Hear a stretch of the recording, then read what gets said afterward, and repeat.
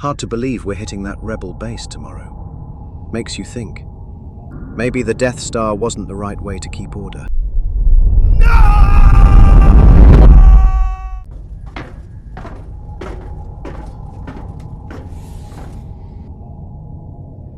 What did you say?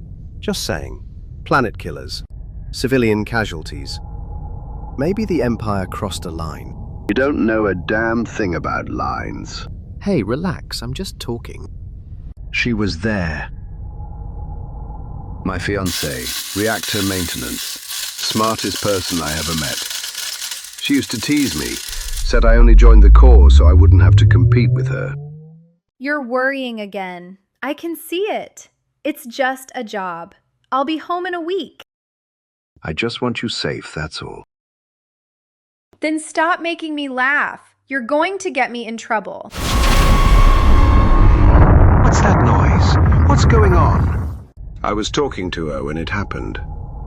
1 second she was smiling, and then she was gone. I didn't know. I'm sorry, So when someone in my unit, on my mission, talks like the Empire was the villain, there will be consequences. Finish your meal. We drop at dawn.